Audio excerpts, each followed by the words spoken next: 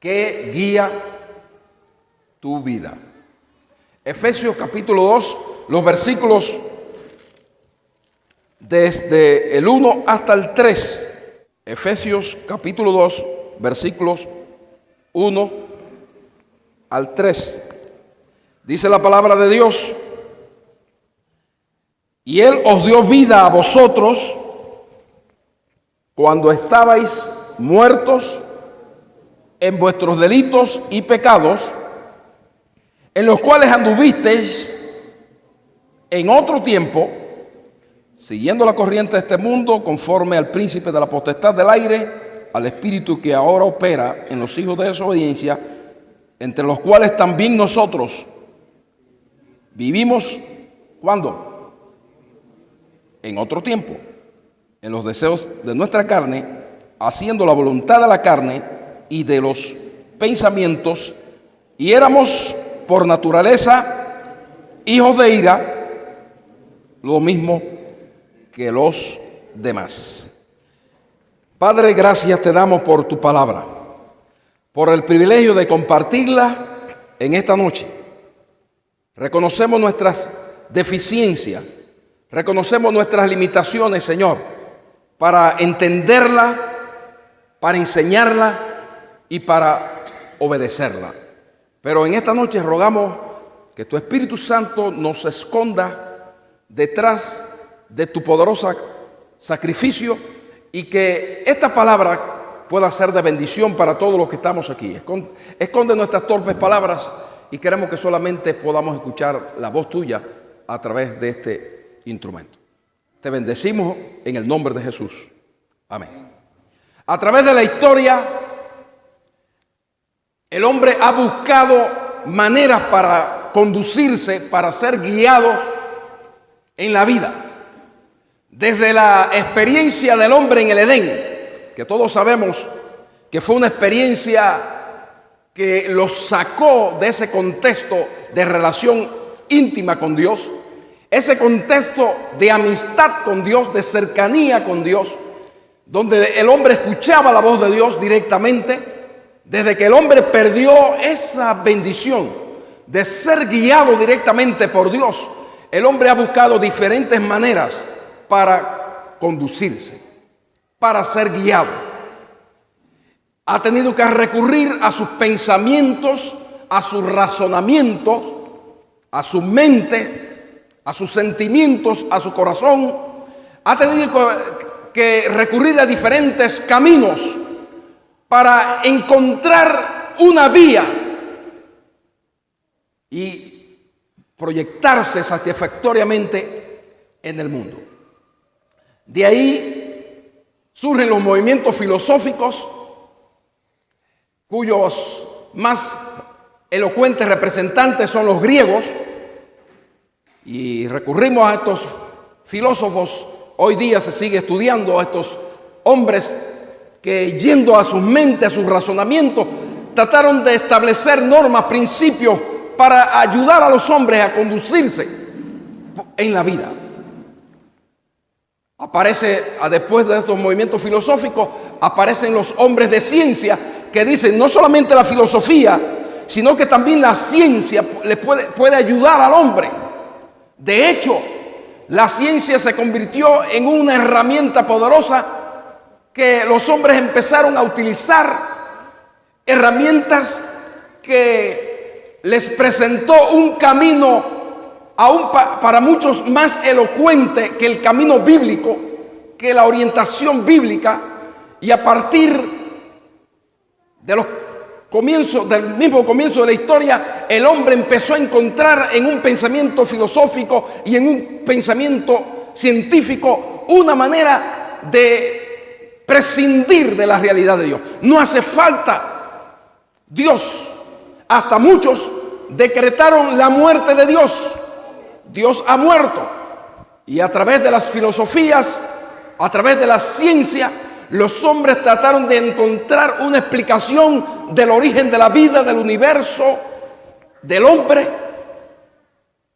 obviando todo lo que dice la palabra de Dios y todo lo que Dios ha estado diciendo a la humanidad. El hombre ha inventado caminos. El hombre ha inventado senderos para ser guiados. Pero el resultado es que ese mismo hombre, a pesar de toda la ciencia, a pesar de toda la filosofía, a pesar de todo el conocimiento que ha acumulado a través de los siglos, ese mismo hombre se declara en bancarrota en el siglo XXI,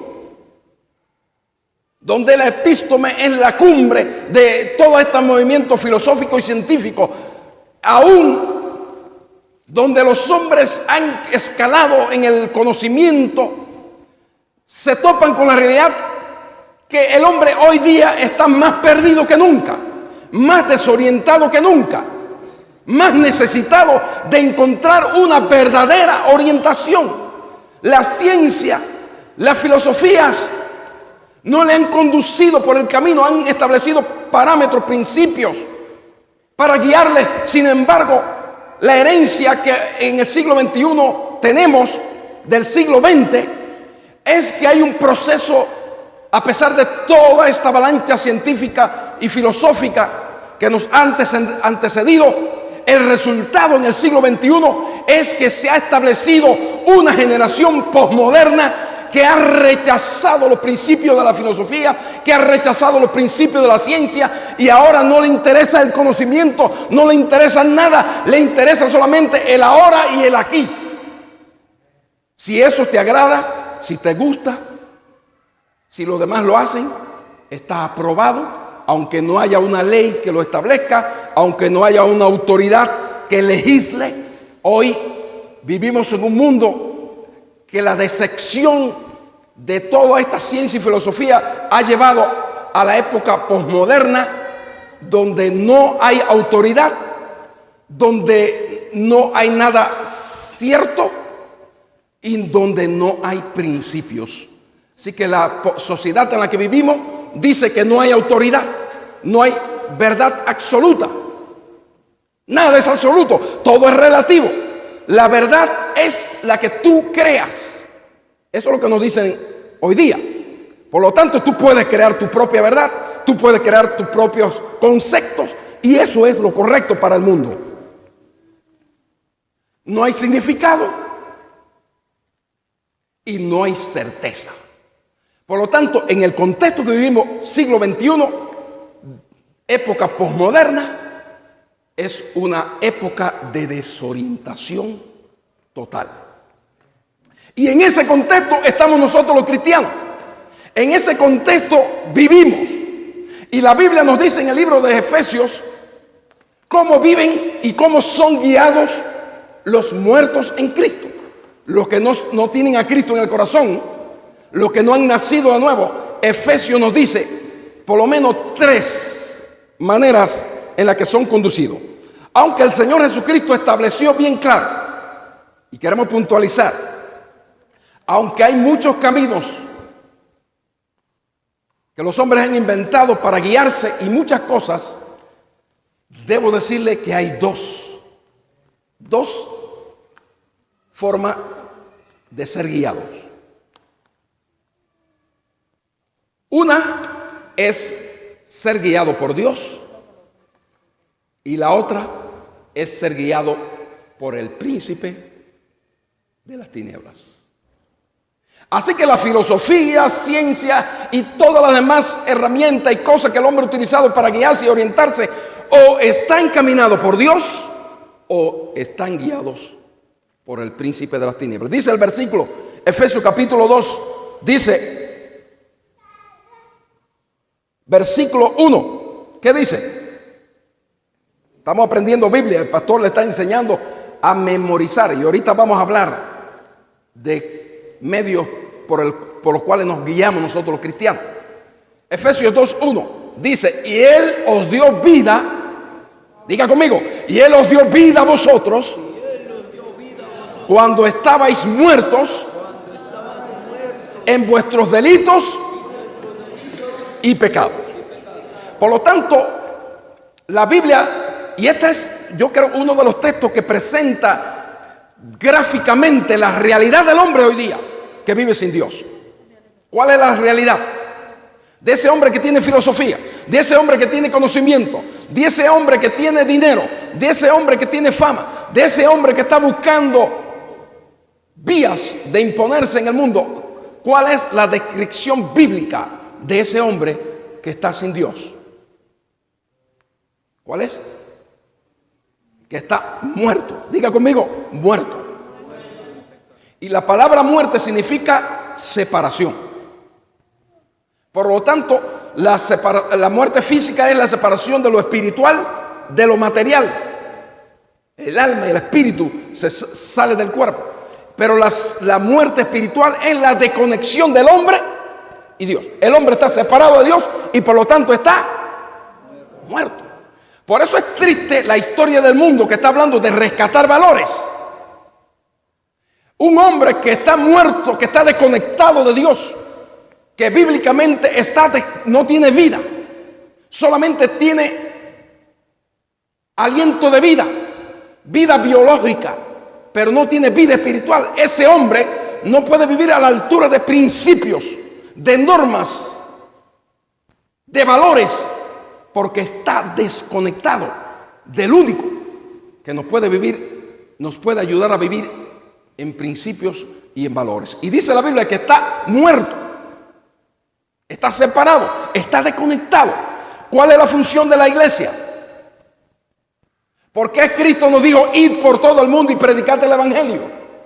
Porque la única manera de que el hombre pueda conectarse nuevamente con Dios es a través de escuchar el evangelio, de escuchar la palabra de Dios. Por eso los cristianos de hoy debieran llamarse cultianos en vez de cristianos, porque los cristianos antiguos, su tarea fundamental era, ¿qué cosa? Predicar el evangelio. Iban por todas partes anunciando el evangelio, conectando a ese hombre, resucitando al hombre que estaba desconectado con Dios, reconciliándolo, conectándolo con Dios y haciendo agradable el contexto. Cuando usted no predica el evangelio, cuando la iglesia se ocupa de cualquier cosa menos de su tarea fundamental, de la tarea que justifica su existencia en la tierra, que es la proclamación del reino de Dios, cuando dejamos de hacer eso, el diablo hace algo. Y es que cuando no se llena la tierra de hijos de Dios, el diablo lo va a llenar de sus hijos. Y entonces la existencia suya y mía será complicada vivir donde la mayoría sean los hijos de Satanás. Pero dice que Él os dio vida a vosotros ¿cuándo? Cuando estabais muertos en vuestros delitos y pecados. Y miren la descripción bíblica de cómo el hombre desconectado de Dios es guiado. Cómo el hombre que está muerto en sus delitos y pecados es guiado. Versículo 2. ¿Cuáles son los medios que utiliza el hombre, el diablo, para guiar a los hombres? ¿Qué dice el versículo?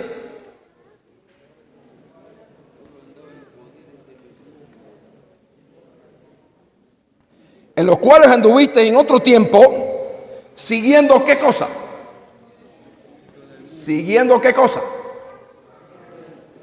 No escucho. Siguiendo.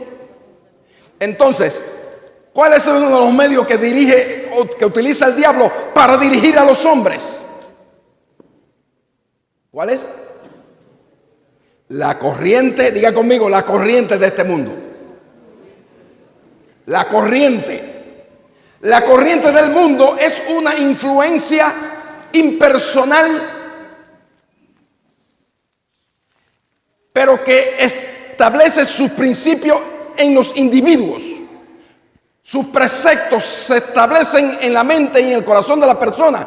La corriente de este mundo. Hay un refrán que dice, ¿dónde va la gente?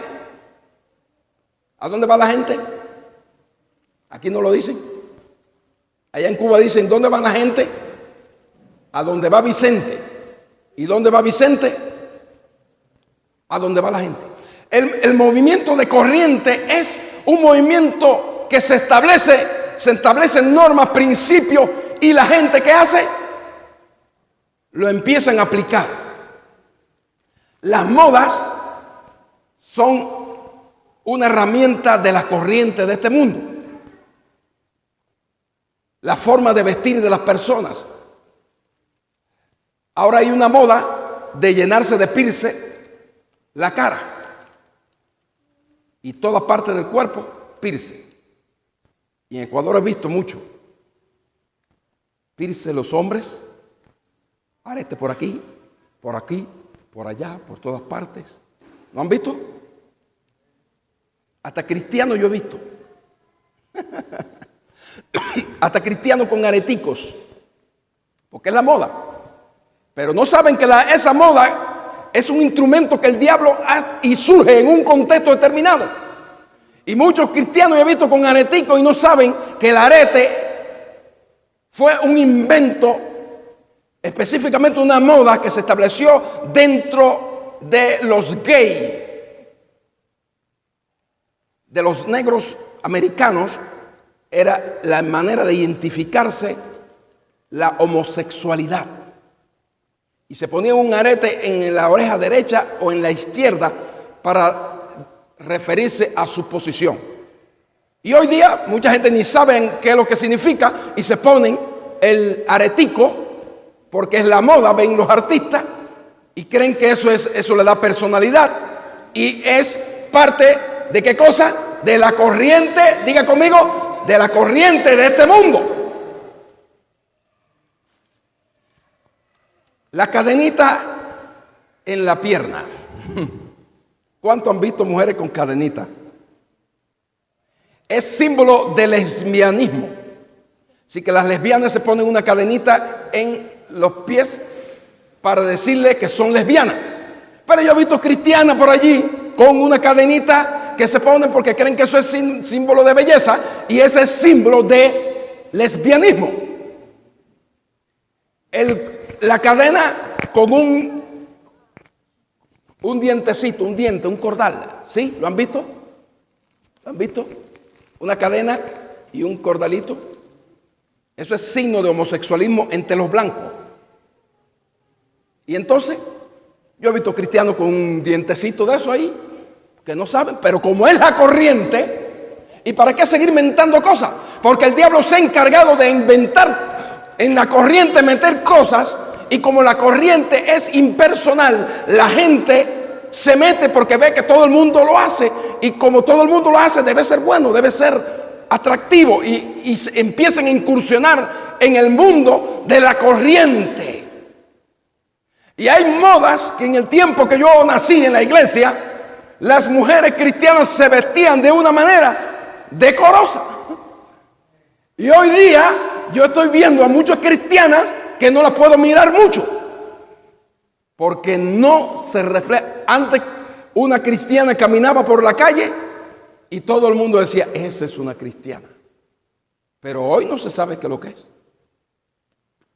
Muchos, en distintos lugares.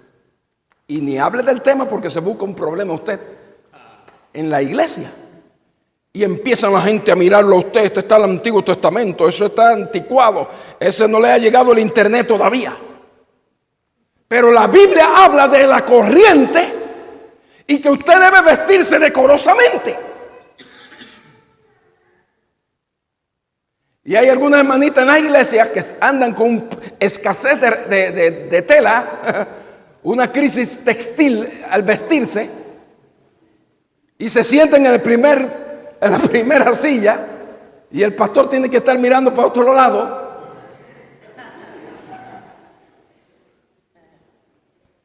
Eso se llama corriente.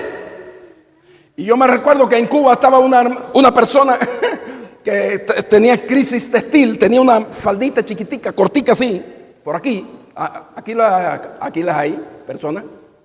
Y entonces aquella persona, cuando se vio que alguien la estaba mirando, uno que estaba cerca de mí estaba mirando, y estaba mirando a la muchacha, y ella empezó a bajarse aquello, pero ya no bajaba más. Y ahí, hasta que se sintió tan incómoda con la mirada escrutadora de aquel hombre mirando, y hasta que le dijo, cuando ya no podía bajarse más, ¿y usted qué está mirando? Y el hombre le contestó: lo que tú me enseñas.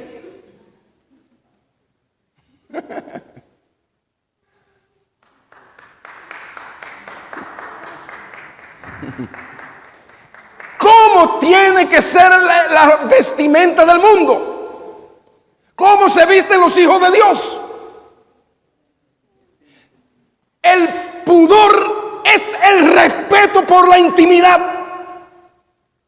Usted no tiene que enseñar nada que es íntimo. Si su moda, si su modelo, que la mayoría de los diseñadores de moda tienen una perversión en el cerebro. Y eso se lo tratan de transmitir a las personas. Porque a través del vestuario, usted va a decir quién es.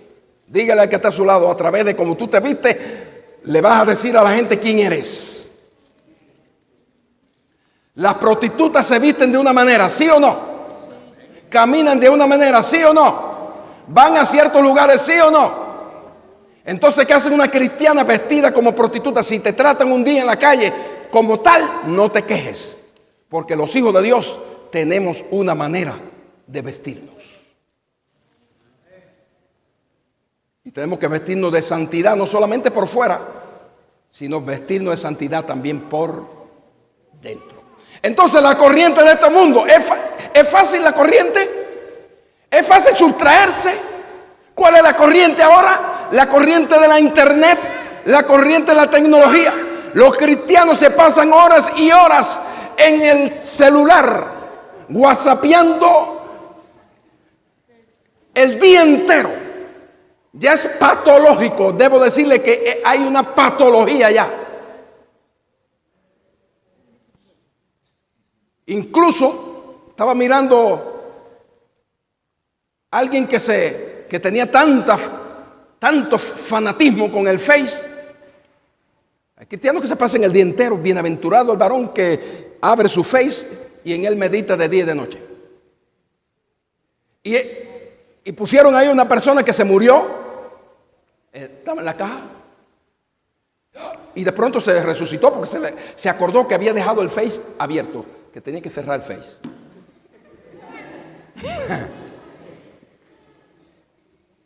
La corriente.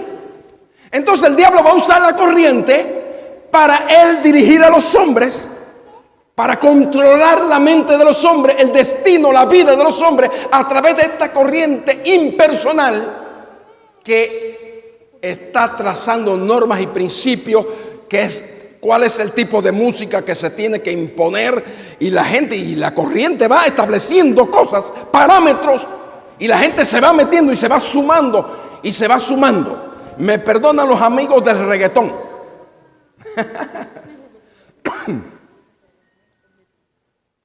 Pero hay corrientes musicales que no tienen que ver nada con la edificación de mi alma. Y debo decirle, porque soy músico hace más de 30 años y estudio los distintos géneros, cada género tiene un significado. O sea que cada género musical, detrás de cada género, cuando se inventa, hay un significado. ¿Qué es lo que hay detrás de muchos de estos géneros? Sensualismo. Y muchos cristianos empiezan a meter, porque dentro de la iglesia vamos a hacer de todo, y empiezan a meter todo dentro de la iglesia, y hacer de la iglesia una ramera donde se mete todo tipo de cosas. Tenga cuidado, hermano, tenga usted la capacidad. Cuando usted no es guiado por la corriente, sino que usted tiene otro tipo de dirección, usted dentro de lo que hay en el mundo va a seleccionar lo mejor. Diga conmigo, lo mejor. Así que la corriente de este mundo. Segundo, la vida de los que están separados de Dios son guiados por ¿qué más? Ahí está en el versículo 2. Siguiendo la corriente de este mundo, ¿qué más? ¿Conforme a quién? Así que el mundo está siendo dirigido ¿por quién? Por el príncipe de la potestad. Eso no nos gusta y los predicadores no quieren hablar mucho del tema. Pero debo decirle que si Jesús estableció categóricamente que hay dos formas de ser dirigido. El que conmigo no es, contra mí es. El que conmigo no recoge, desparrama. Por lo tanto, o eres guiado por Dios o eres guiado. Ahora, ¿puede un cristiano ser guiado por el príncipe de las tinieblas? ¿Puede un hijo de Dios ocasionalmente y a veces una temporada ser guiado por el príncipe de las tinieblas? ¿Se recuerdan a Pedro? ¿Cuáles fueron las palabras de Jesús en una oportunidad hacia Pedro? Palabra dura, que si el pastor dijera aquí alguno, se busca un problema. Pero Jesús se la dijo a uno de sus discípulos. ¿Sabe qué le dijo Jesús a Pedro en una oportunidad? Apártate de mí, Satanás. Porque Pedro, el gran Pedro, estaba siendo utilizado ¿por quién? Dígale, aleluya. Dígale que está a su lado, aleluya. ¿Sabe usted que muchos de los problemas que hay dentro de las iglesias es por hermanos que no están siendo guiados por Dios y están siendo dirigidos directamente por el príncipe de las tinieblas?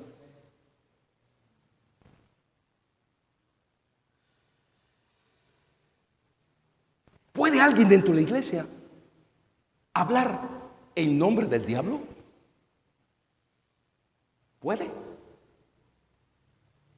Pedro lo hizo. Y si Pedro lo hizo, usted y yo tenemos que tener cuidado de que las ondas que vienen del infierno no constituyan nuestro léxico, nuestro lenguaje. Y yo le voy a demostrar, si usted no hace ciertos principios que están ahí, usted va a escuchar esas ondas que vienen del infierno y hasta va a creer que vienen de Dios. Conforme al príncipe de la potestad de las tinieblas, hay un enemigo poderoso que le ha hecho creer al hombre que el hombre, por su filosofía, su conocimiento, puede, eres tú.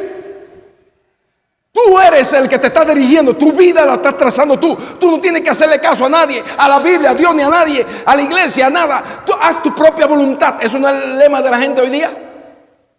Lo que tú piensas, eso es lo que tú tienes que hacer. Porque esa es la manera que tiene el diablo para engañar al hombre. Hacerle creer que el hombre se está dirigiendo, autodirigiendo, cuando él es el que lo está controlando. Y dice la Biblia bien claro, conforme al príncipe de la potestad de las tinieblas. Antes éramos así, antes éramos guiados así. Todos los que estamos aquí, antes de conocer a Cristo, éramos guiados. Y cuando la mujer te dejaba, ¿qué pensaste? Le voy a llevar flores. ¿Eso es lo que pensaba? El diablo decía, esa no tiene que vivir. Y entonces venían las ideas del infierno. Eso era en otro mundo. Yo me he topado cristianos en mi trabajo de consejería pastoral, cristianos que han tenido problemas en la familia y el cristiano se le ha olvidado el cristianismo, se ha quitado el traje de cristiano. Si ella me deja, yo voy a ir o ella va para el cementerio o yo voy para el cementerio. Es un lenguaje de una persona que ha nacido de nuevo.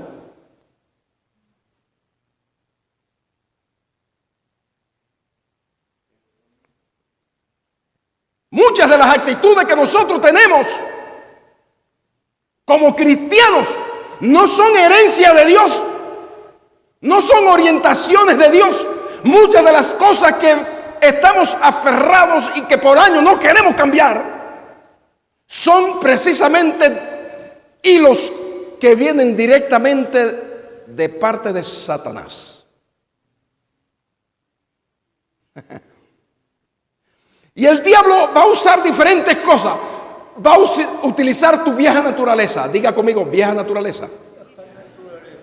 Tu carácter. Cosas que heredaste de tus padres, de tus abuelos. Que la mayoría de lo que somos hoy día a veces son herencias. Porque dice la Biblia que los pecados de nuestros padres llegarán hasta la tercera y cuarta generación. Entonces, ¿cuántas veces ha utilizado el carácter suyo el diablo para crear un caos en la familia? ¿Cuántos tienen un carácter como el de Jesús? Dijo Jesús, aprended de mí que soy manso.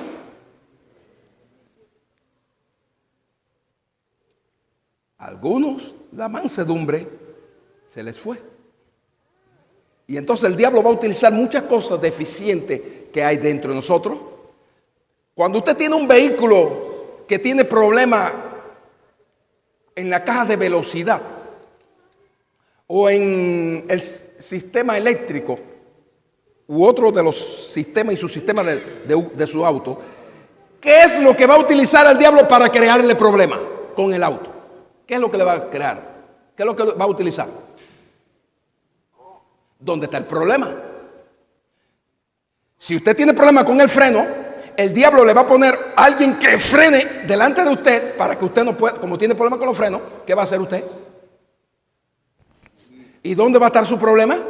Con el auto. Si tiene problema usted con el freno, ¿dónde va a estar? Entonces el problema que el diablo va a utilizar con el vehículo no es la dirección, porque está bien, pero si tiene problema con el freno, va a tener problema con los frenos o con otra cosa. Ahí es donde se le van a aumentar los problemas.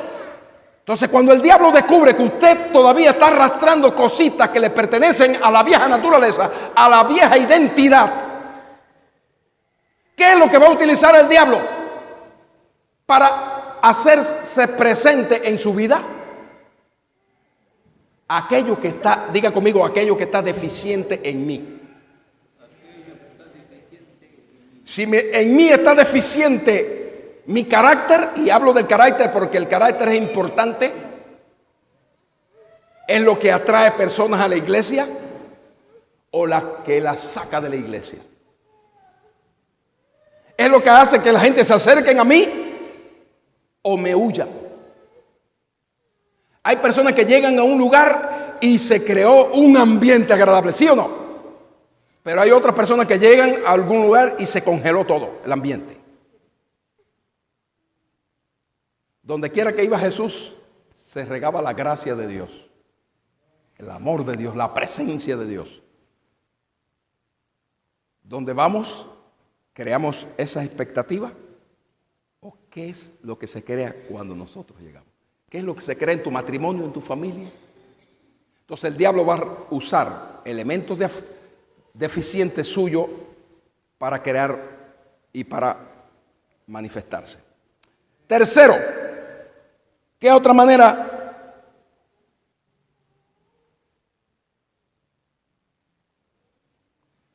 Utiliza el diablo para guiar al hombre. Versículo 3. Así que primero, ¿cuál era? La corriente de este mundo, que está asociado a todas las modas, estilos de vida, pensamientos filosóficos, movimientos culturales, todo eso es la corriente de este mundo. Segundo, guiado por el príncipe de las tinieblas. Y tercero, ¿cuál es? Conforme, versículo 3, en los cuales anduviste en otro tiempo. ¿En qué cosa? En los deseos de nuestra carne.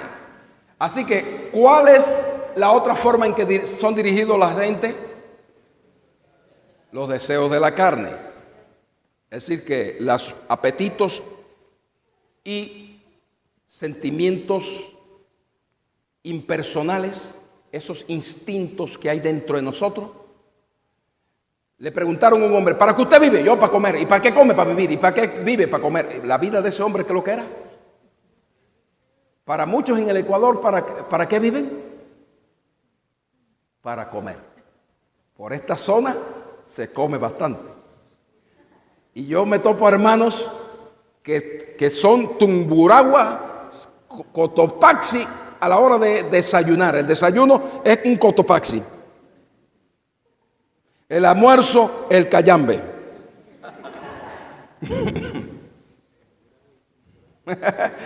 Y la merienda, el chimborazo. Y yo pregunto, ¿dónde meten tanta comida esa persona?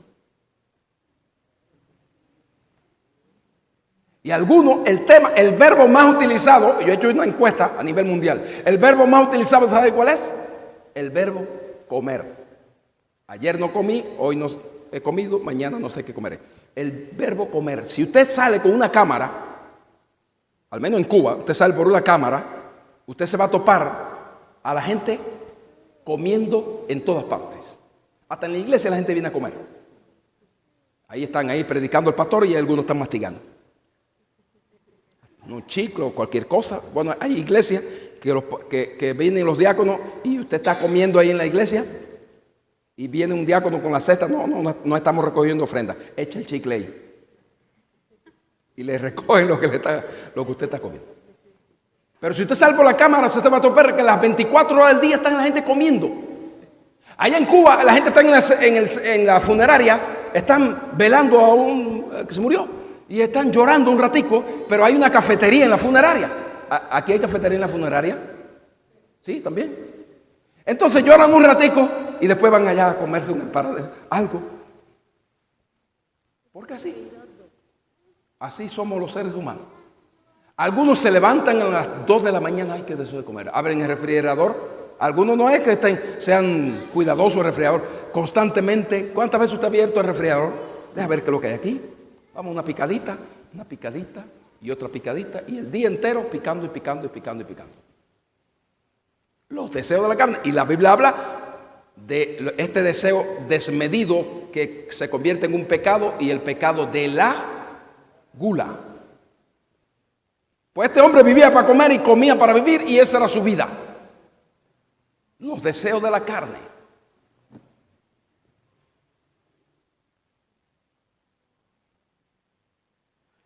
Estos son 3 principios por los que el ser humano es dirigido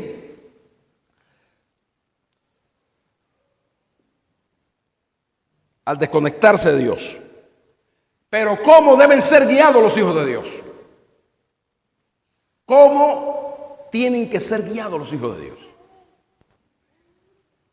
En primer lugar, los hijos de Dios tienen que ser guiados por Dios. Diga conmigo, guiados por Dios. Guiados por Dios. Por eso ese salmo que ustedes leyeron, que el pastor le está haciendo leer y aprenderse de memoria, habla de la intimidad del hombre con Dios. Una cosa he demandado y esta buscaré. El deseo del salmista, ¿sabe cuál era? La pasión del salmista, ¿sabe cuál era? Estar cerca de Dios. La pasión del propio Jesucristo, ¿sabe cuál era? Estar cerca de su Padre. Y dice Jesús que no hacía nada que no viera a su Padre hacer primero. Diga conmigo, el cristiano tiene que hacer lo que ve que su Padre hace.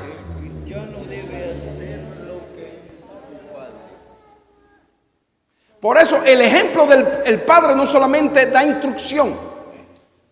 El Padre no solamente da información. El Padre tiene que ser, ¿sabe qué cosa? Ejemplo. Porque los hijos van a duplicar el ejemplo de los padres. Y una persona que dice que es hijo de Dios tiene que tener los genes de Dios. Tiene que tener el carácter de Dios. Tiene que tener la naturaleza de Dios. Dice que a los que le recibieron, a los que creen en su nombre, le dio potestad de qué cosa. De ser hecho ¿qué?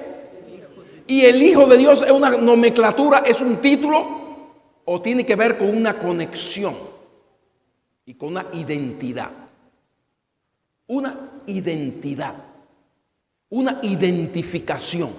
Somos hijos de Dios y por lo tanto tenemos que revelar el carácter de Dios. Diga el que está a su lado, revelar el carácter de Dios. Entonces una persona que es hijo de Dios tiene que mostrar el carácter de Dios. Tiene que tener una relación estrecha con Dios. En el Salmo 23 el salmista decía, Jehová es, todos sabemos ese salmo, Jehová es mi pastor, nada me faltará. No decía Jehová es el pastor, decía Jehová es mi pastor, que está hablando de una relación íntima con Dios. Y esa relación íntima es la que nos hace cristianos. Cuando usted se ha conectado con Dios, ahora lo que le hace vivir la vida cristiana es su relación con Dios. No se puede vivir la vida cristiana por norma, principio o por tradición. Se vive la vida cristiana cuando usted se ha conectado con Dios, cuando ha sido reconciliado con Dios. En una fiesta de artistas, se pidió a los artistas que estaban presentes que cada uno hiciera una demostración de su arte. Estaban pintores, algunos pintores hicieron un cuadro maravilloso, otros eran escritores y presentaron sus escritos, otros tenían habilidades musicales, cantaron, otros tocaron instrumentos, y cada uno de los artistas que estaban allí hizo gala de sus habilidades.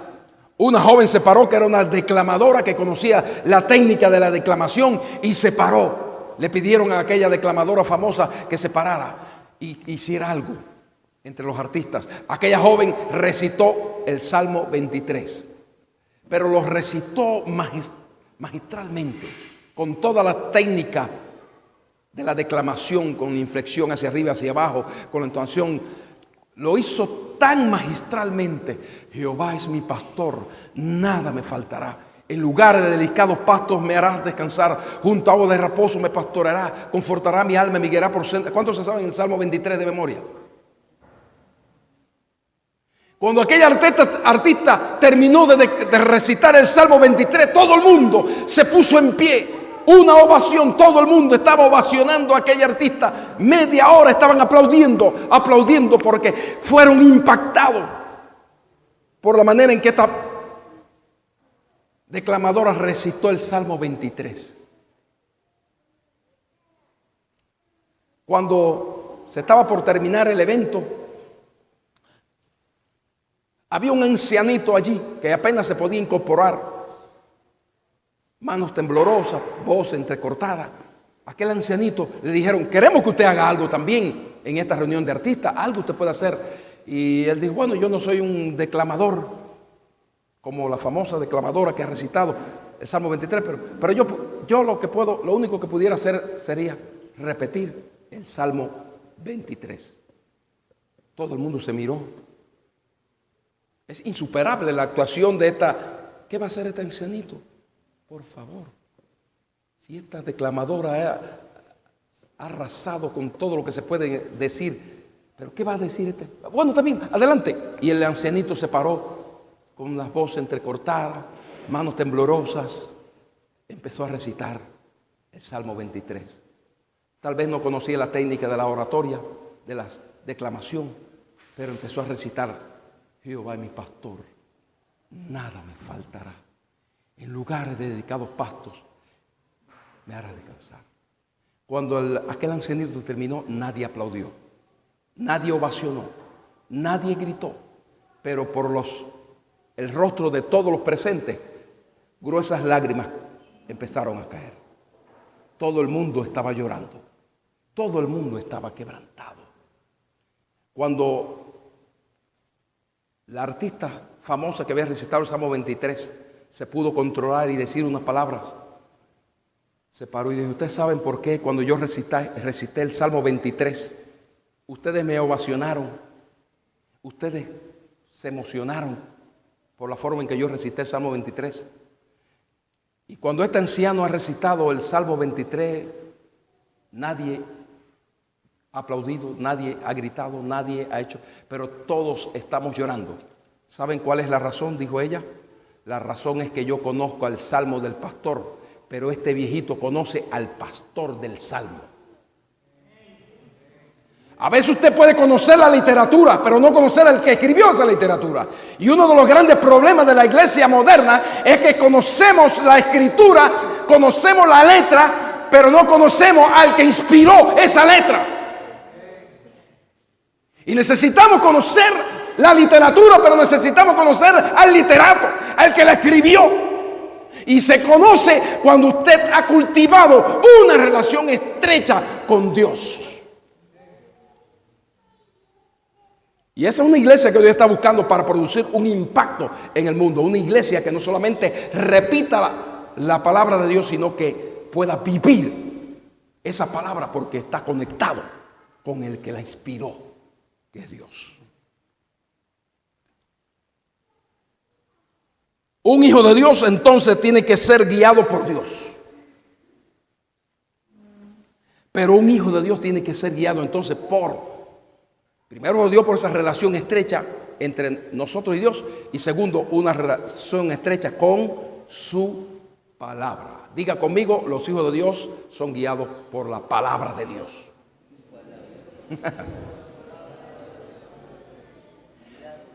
¿Sabe cuál fue el mandato que se le dio a Josué? ¿Sabe cuál fue el mandato? Josué 1:8, otro texto que tienen para aprender. Josué 1:8. No, ese es el 9. El 8.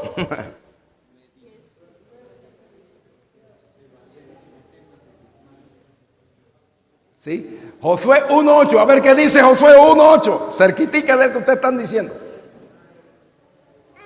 ¿Sabe lo que dice? Josué 1:8. Nunca se apartará de tu boca este libro de la ley. Diga conmigo, nunca.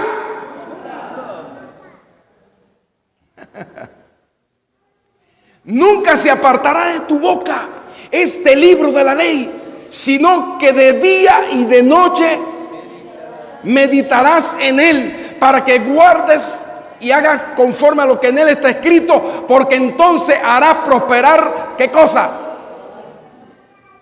¿Cómo vas a hacer prosperar tu vida, tu camino, tu negocio? No es aprendiendo nuevos negocios, no es dando cursos de emprendimiento, no es dando cursos de mercadería. Lo que vas a hacer prosperar tu negocio es que tú medites en la palabra de Dios de día y de noche. Dice el Salmo 1, bienaventurado el varón que no anduvo en consejo de malos, sino que en la ley de Jehová está, ¿qué cosa? Diga conmigo. ¿Sabe que he hecho un estudio en Sudamérica? Y en Sudamérica hay un problema serio con el hábito de lectura. Yo me he topado 3 en un año que llevo aquí en los buses, 3 ecuatorianos leyendo nada más. 3 ecuatorianos en un bus leyendo, lo demás es con el internet. Y 3, me he quedado asombrado que la felicito a usted por su amor a la lectura. Y dice la Biblia, nunca. ¿Cuándo es que dice que nunca? ¿Qué es lo que nunca? Nunca se apartará de tu boca, ¿qué cosa?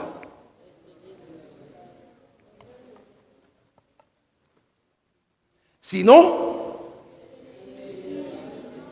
meditarás en él. Así que los cristianos tienen que ser maestros de qué. En la China comunista se prohibió la Biblia. ¿Y saben cómo los cristianos podían tener la Biblia? En Hong Kong había una emisora que leía la Biblia. Y los cristianos en China estaban con un lápiz y un papel escribiendo toda la Biblia. En el principio creó Dios los cielos y la tierra. Génesis 1:1, y la tierra estaba desordenada, vacía, ahí escribiendo la Biblia, porque no podían tener Biblia. No se les permitía tener Biblia. Hoy hay Biblia de niños, Biblia de mujeres, Biblia de hombres, Biblia para ciegos, Biblia de todo tipo de Biblia, y los cristianos no leen la Biblia. Hay una hermanita que se le perdieron 6 meses los espejuelos y busca los espejuelos. ¿Y dónde están los espejuelos? ¿Dónde están mis lentes? Los lentes. ¿Dónde están mis lentes? No lo encontraba. Y el pastor le dijo, ¿usted buscó bien dónde está? En todas partes, sí. Y al pastor se le ocurrió una idea. ¿Usted buscó dentro de la Biblia? Ah, no. Ahí estaban los lentes dentro de la Biblia. Porque ella meditaba de día y de noche en la palabra de Dios. 6 meses sin leer la Biblia y por lo tanto no encontraba sus lentes. Porque ¿dónde estaba? Hay algunos que tienen la Biblia como un talismán. La tienen abierta algunos para que los malos espíritus no entren. Vean la Biblia en la sala y y los espíritus se vayan. Otros la tienen debajo de la almohada para dormir. En paz me acostaré y así mismo dormiré. Pues.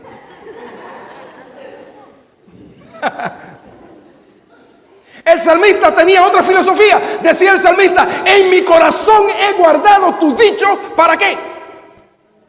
Para no pecar contra ti. Y si queremos una iglesia, al menos es lo que estoy tratando por allá, si queremos una iglesia que sea impactada por Dios, tiene que ser una iglesia que sea impactada por la palabra de Dios, donde haya hábitos de lectura. Mi Biblia parece un diccionario, toda hoja la tengo subrayada, escrito por acá. Hay personas que entienden que no, pero esa es la palabra de Dios, y ahí nota, versículos, subrayo, escribo, pongo aquí, pongo allá.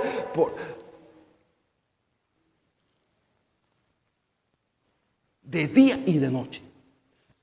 Llevo más de 30 años en el pastorado, predicando en Cuba y en diferentes partes del mundo. He estudiado, pero todos los días estoy estudiando la palabra de Dios. Decía el salmista: lámpara es a mis pies. ¿Qué cosa? La telenovela. ¿Cómo? No es la telenovela. No es Betty la Fea, marido en alquiler, Santa Diabla.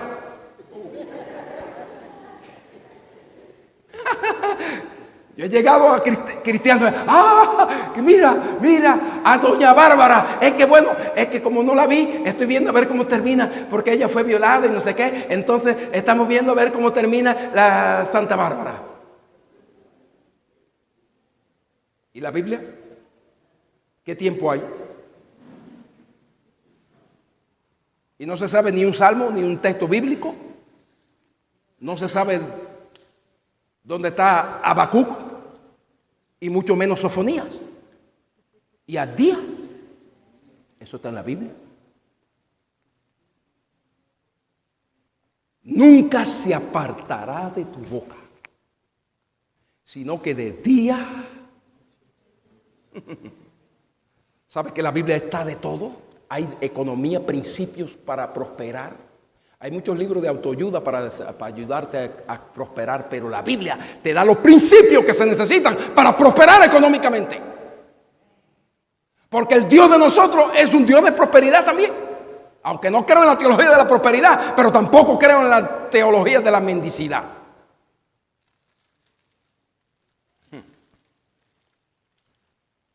Hay de todo en la Biblia.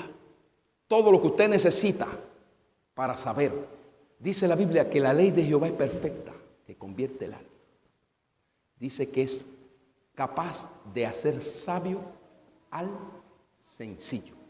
La palabra de Dios. Y para poder sacarle lo que la palabra de Dios tiene, usted tiene que enamorarse. Diga conmigo: enamorarse de la palabra de Dios.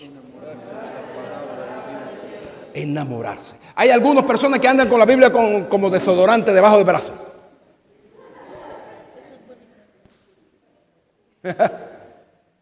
Y otro como cristiano de la secreta en una jabita para que nadie se vea, en una bolsa plástica que nadie ve. Algunos para que nadie se entere que va a la iglesia. Pero donde hay que tener la palabra de Dios es en el corazón. En mi corazón he guardado tus dichos. ¿Y cómo se guarda? Si no se lee. Mire, leyendo, oyendo, escribiendo. Ahora el pastor le dio ese texto. Si usted no lo escribe, se le va a olvidar. Entonces, una manera para fijar la palabra de Dios, ¿sabe cuál es? No solamente leerla, sino reproducirla, escribirla. Llene su casa de textos. Yo he ido a casa de cristianos y me he visto una moto con una mujer desnuda, semidesnuda allí, un afiche en la casa de un cristiano. Ponga afiche de la palabra de Dios en su casa. Riegue por todas partes, en el baño, en la cocina, en el comedor. La palabra que se le dijo en Deuteronomio: esta palabra que yo te doy, la repetirás a tus hijos, estando en casa, por la mañana, por la noche, toda hora. Hay que estar repitiendo la palabra de Dios. Porque ¿cómo nuestros nietos van a conocer la palabra si usted no le habla la palabra de Dios?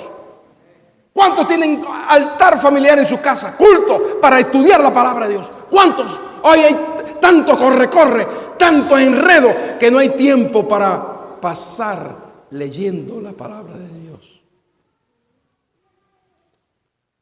¿Quiere ser una iglesia fuerte? Aliméntese de la palabra de Dios de día y de noche. Cuando el diablo se le presentó a Jesús, se le presentó ¿con qué cosa? Con la palabra de Dios. Pero Jesús sabía más palabra de Dios, porque él fue el que la escribió, que el propio diablo. No se crea que hay gente por ahí. Yo he visto cristianos que andan de iglesia en iglesia porque aparece un viento de doctrina y ahí corren para allá. Porque no tienen bases. Llevan 100 años en la iglesia, pero no tienen fundamento. No conocen la palabra de Dios. Usted tiene que ser fortalecido con la palabra de Dios para no ser arrastrado de un lado para otro. Y de pronto está en la iglesia adventista. No, porque ahora sí descubrí que es el sábado. No, yo estaba equivocado. Y un año estaba ahí con los adventistas. Luego, al otro año usted se topa el cristiano y dice, no, ahora estoy con la verdad. Soy de los testigos de Jehová. Ahora sí. Ahora sí tenemos a Jehová. Al año que viene, usted se topa ese mismo cristiano y está ¿dónde? Yo ahora estoy con la Virgen María, porque ahora sí yo descubrí que es la Virgen María, es la Madre Iglesia Católica, esa es la que tiene la verdad. Ahora sí estoy en la verdad. Mi Padre nuestro que está en los cielos, Santa María, Madre de Dios. Ahora es la católica. Y cuando se lo topa el próximo año, ¿a dónde está? Tomando cerveza. Ahora sí yo encontré la verdad.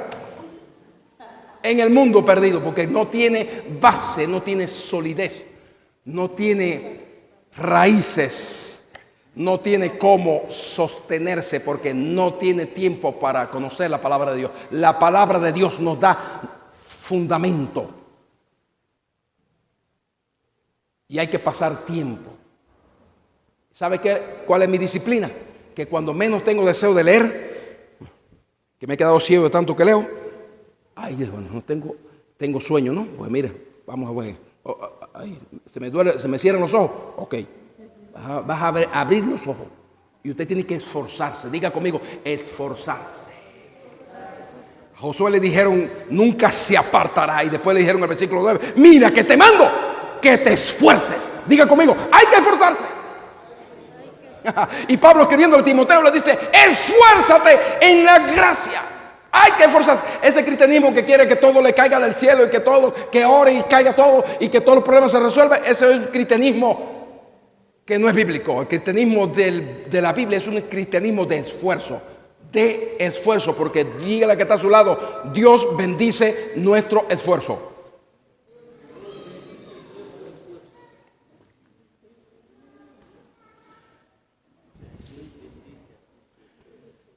Jesús contestó ante las tentaciones, escrito está, guiado por la palabra de Dios. Pero también Gálatas capítulo 5 versículo 25 dice que si somos, ¿alguien lo tiene? Gálatas 5:25.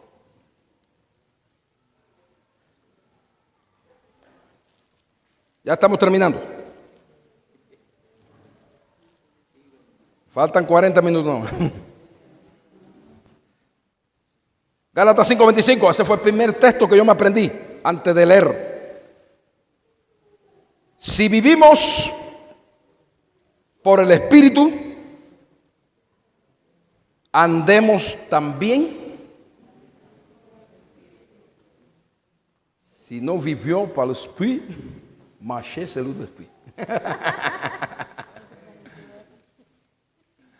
Si vivimos por el Espíritu, andemos también ¿cómo? Por el Espíritu. Entonces un cristiano, ¿por quién es dirigido? Por el tarot, por el horóscopo chino.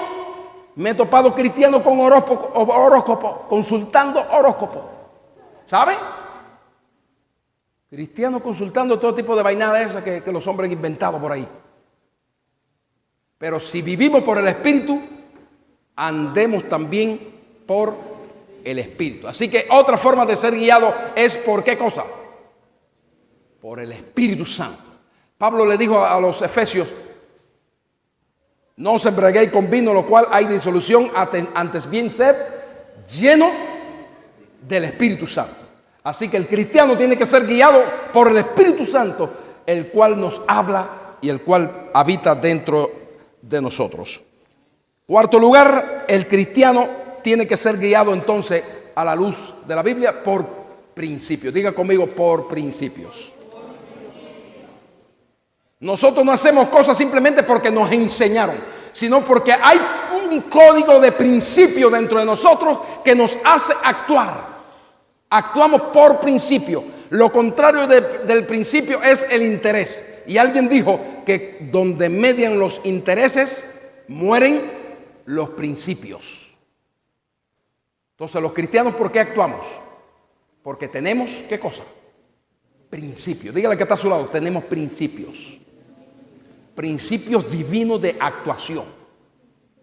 Principios que están dentro de nosotros. No hacemos cosas por miedo a la justicia o por miedo al infierno. Por eso decía la declamadora, la poeta: no me mueve mi Dios para creerte el cielo que me tiene prometido, ni para temerte el infierno abajo tan temido.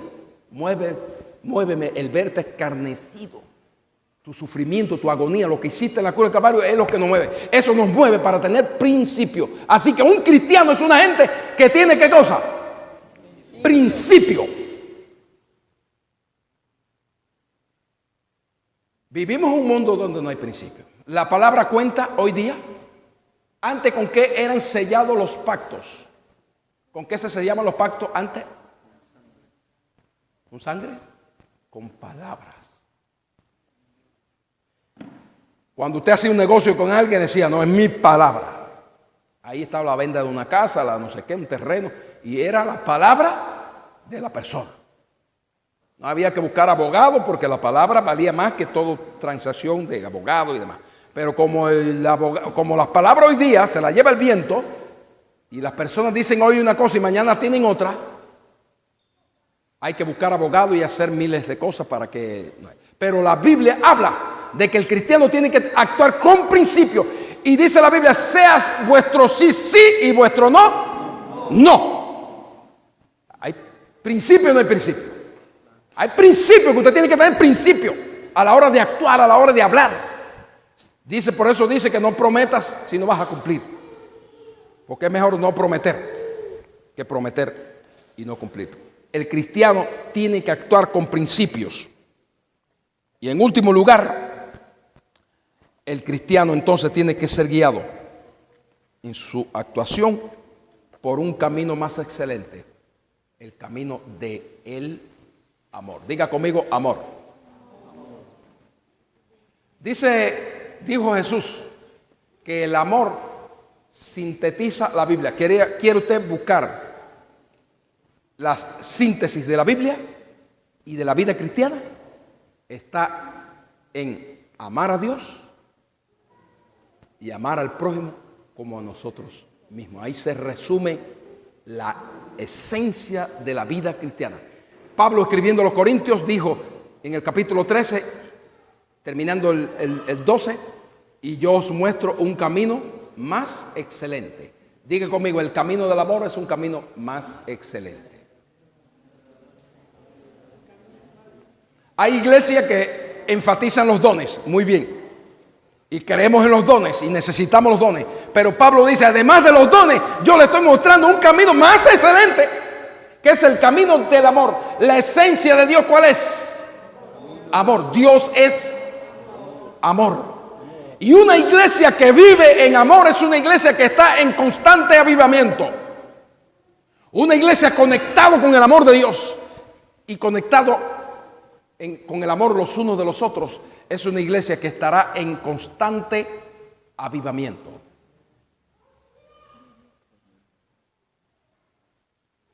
Le pregunto en esta noche, ¿cuántos, y ya termino,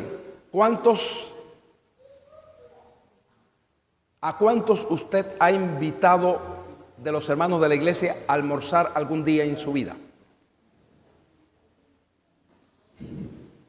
¿A cuántos usted le ha dicho: venga conmigo, vamos a tomar una meriendita y vamos a compartir los unos con los otros? Dice la Biblia: amaos los unos a los otros. En mi vida pastoral, las iglesias que han crecido son aquellas que han entendido esta verdad. Cuando han sido capaces de amar a Dios con toda la mente. ¿Qué implica amar a Dios con toda la mente, con todo el corazón, con toda la fuerza, con todo nuestro ser? ¿Qué implica eso? ¿Sabe lo que implica eso? Estar en el primer amor. Diga conmigo, primer amor. Estar enamorado de Dios.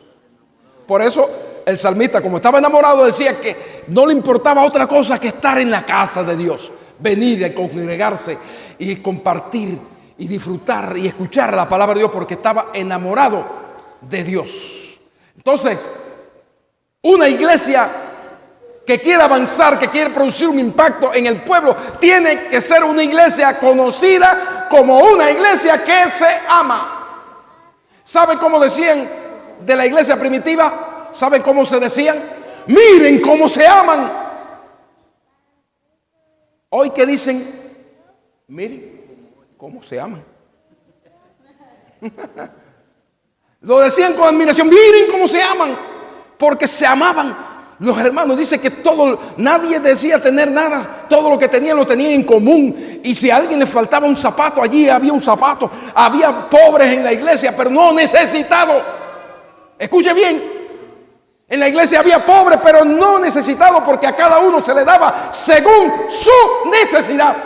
Porque es una iglesia bautizada por el amor de Dios. Ustedes quieren impactar a su Cuba. Ustedes quieren impactar a Morona, Santiago, quieren ver a la gente corriendo masivamente a esta iglesia. Demuestren que aman a Dios con toda la fuerza y con todo el corazón y que se aman los unos a los otros. Y ese es el impacto más tremendo que puede ocurrir. Algunos piensan que es haciendo milagros y señales y maravillas. Ok, eso puede traer gente un tiempo, pero la gente se va, pero la gente se queda en un contexto donde descubre verdadero amor. Y yo le vivo diciendo a los hermanos, ¿qué estás haciendo? Porque el amor no es teoría.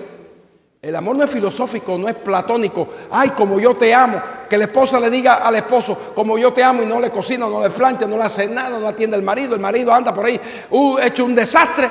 Y la esposa, ay, como yo amo a mi marido. No, dice el Salmo 31, que esa mujer que amaba al marido, el marido era conocido, ¿dónde? En la plaza, porque cuando salía el marido a las plazas, ¿cómo estaba? Todo el mundo decía, oh, tiene una tremenda esposa. No se crea, marido, que usted es gran cosa. Porque si usted es algo hoy es porque tiene una mujer ahí. Amén. Amén sí o amén no.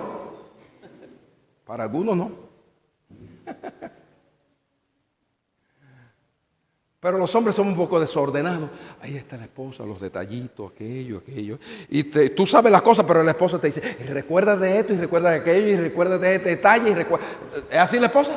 Y usted tiene amistad y la lleva para su casa y la esposa tiene un sexto sentido que te dice, esta persona que llevaste a mi casa algo tiene que no me agrada. No, si eres buena persona. Y el hombre lo que te quiere es estafar. Pero como el hombre está con la cabeza en España, en cualquier otro lugar, pero la mujer está ahí. Por eso dice la Biblia, bienaventurado el hombre que encuentra esposa. Porque esa fue diseñada para ser tu compañera idónea. Por lo tanto, marido, tú que has abusado tanto de tu mujer, has maltratado tanto, y ese machismo que hay en Sudamérica, Centroamérica, el Caribe, ese machismo que tenemos nosotros hombres, que en la casa mando yo. En la casa no eres tú el que manda es Jesucristo. Hay muchas esposas que vienen a las iglesias, no pueden hablar. Diga, Señor. Porque hay una dictadura.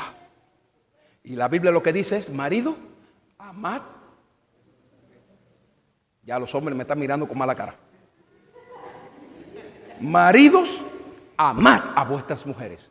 Sabe que la iglesia está conformada por matrimonios, por familias. Familias que muestran el amor, que aman a Dios con toda su mente. ¿Sabe qué? Más enérgicamente que como usted se emociona cuando el equipo favorito de fútbol está jugando. Estuve en Argentina hace un tiempo y hablar de fútbol en Argentina es mejor ni hablar.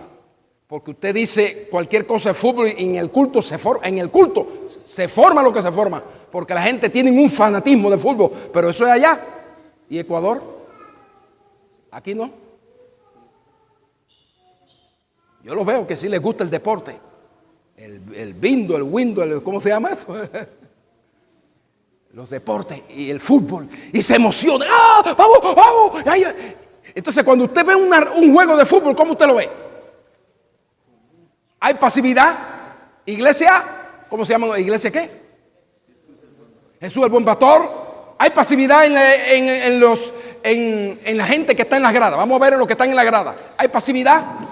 Estuve en Brasil, en el Maracaná. Eso es un estadio que eso es para volverse loco. No fui cuando había partido porque es imposible. Yo al menos no resisto estar en ningún partido de fútbol. Yo no voy a ver fútbol a ningún lado. Porque es una locura. Millones de gente que están en la grada, ¿saben lo que están? ¿Cómo están? ¿Cómo están? ¿Cómo está la gente en la grada? Gritando. Y cuando hay un gol, ¿qué hace la gente? ¿Cómo están? Como locos. Y los jugadores, ¿cómo están? Corriendo, emocionados, y brincan y uno se tira arriba al otro y todo el mundo se encarama arriba y a celebrar y se tira por acá y hace cosas. Y el narrador, ¡gol! ¡Gol! ¡Gol! ¡Gol! ¡Gol! ¡Gol! ¡Gol! ¡Gol! ¡Gol! ¡Gol! ¿No es así? Y la iglesia de Cristo, que dice que ama a Dios con toda la mente y con todo el corazón, ¿cómo está jugando en el partido de Jesucristo? ¿Cómo estamos jugando en el partido de Jesucristo? Mire cómo juega la iglesia en el partido de Jesucristo. A ver, pastor Nixon, páseme la bola. Ay, sí, bien, hermano, páseme. A ver, hermano, no sé quién, hermano, segundo, páseme la bola. Ah, está bien, hermano. Bien, no te apures tanto. Bien, hermano. Así estamos jugando. Así está jugando la iglesia en el Ecuador, ¿sí o no? La iglesia primitiva no jugaba así, porque tenía un amor a Dios tan definido. Estaban en el primer amor. Aquella iglesia que perdió el primer amor, ¿sabe lo que le dijeron? Te aconsejo que vuelvas al primer amor, porque si no vendré a ti, quitaré el candelero. Y no me voy a meter a explicar qué significa eso. Pero lo que Dios está buscando en este siglo XXI es que nosotros podamos exhibir que somos cristianos, que estamos viviendo y siendo guiados por el amor a Dios y el amor los unos a los otros. ¿Y cómo se vive? Más enérgico, con más pasión, con más dinamismo, con más euforia que un jugador de fútbol, que uno que participa en una cancha. En Argentina me llevaron a la cancha de Maradona y de Messi. Ahí es fanatismo, entonces yo no soy futbolista. Mi deporte en Cuba es béisbol y el boxeo. Yo era boxeador. Y hasta oraba el Señor para que me diera el poder para derribar al contrario rápido.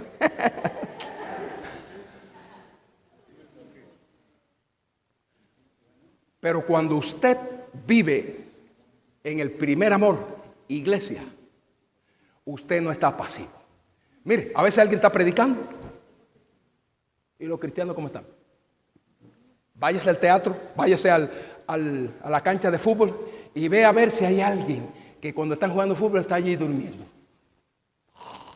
Algunos están recibiendo sueños y revelaciones mientras está predicando el pastor. Algunos ahí recibiendo revelación. La continuación del Nuevo Testamento estoy recibiendo aquí ahora mismo.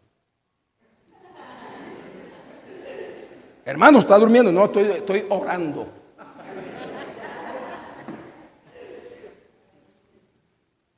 Cuando se vive en el primer amor, usted tiene una energía que nadie lo puede frenar. No lo frenan. Pablo decía, ¿quién nos apartará del amor de Dios? Tribulación, angustia, hambre, peligro, desnudez. Nada me podrá apartar del amor de Dios que en Cristo Jesús. ¡Aleluya! No escuché el amén. Menos que en el estadio de fútbol. Y entonces, cuando usted ama a Dios, usted es una persona indetenible. Oiga bien, cuando usted ha entendido el amor de Dios, usted es indetenible. Cuando lo detienen, lo están impulsando. Y cuando lo dejan, usted se impulsa solo. Así que el cristiano, cuando lo frenan y está conectado con el amor de Dios, le están dando energía. Cuando lo atan, lo meten en cárcel, problemas, dificultades, crisis económica. En vez de estar con el linario de la quejabanza, anda con la alabanza. Pablo y Silas estaban metidos allá en el último rincón, golpeados, pero era Pablo, un hombre, Pablo y Silas conectados con el cielo. ¿Y sabe lo que estaban haciendo a la medianoche Pablo y Silas, estos dos hombres de Dios? Sí, porque Silas no era la mujer de Pablo. ¿Sabe qué estaban haciendo? Alabando a Dios, porque estaban viviendo el primer amor. Yo termino diciéndoles, hermanos, que nuestra clave para el éxito es vivir en el primer amor.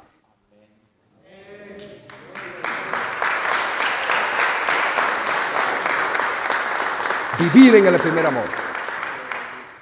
Cuando usted vive en el primer amor, las cosas van a cambiar en su casa, en su matrimonio, en su familia, en su iglesia. Y es nuestro deseo que esta iglesia, que primera vez que estamos aquí, y tal vez la última porque no me inviten más, permita a Dios que ustedes, sin nada más se le queda, el vivir impactado por el amor de Dios. Eso va a hacer la diferencia en su Cuba. Y miles de personas van a conocer a Dios si ustedes son capaces de demostrar que están conectados con ese Dios del cielo. Porque es imposible, hermano, cuando segundo le coge la corriente en el taller de 12 volt o 24 tal vez. Hoy que le coja la corriente a usted, ¿a cuánto le ha cogido la corriente? Y que usted se conecte con las 220, mojado, y se conecta con las 220, tocó la corriente y dice, ay, que siento un calorcito por dentro. Mire, cuando usted lo coge las 220 y usted está mojado, que ahí óigame, usted brinca, sale para allá, sale disparado. Entonces usted me va a hacer a mí cuento, creer que usted está conectado con Dios y está así pasivo. Ay, sí, yo siento un deseo de ir al culto. Hoy no voy porque me duele la presión alta, la tengo, no sé qué problema circulatorio. No creo. Cuando usted está conectado con Dios, no hay nadie que lo pueda detener. ¡Aleluya! Nadie lo puede detener. Y su Cuba, Morón de Santiago y Ecuador necesita una iglesia que pueda vivir en el primer amor. Que Dios les bendiga.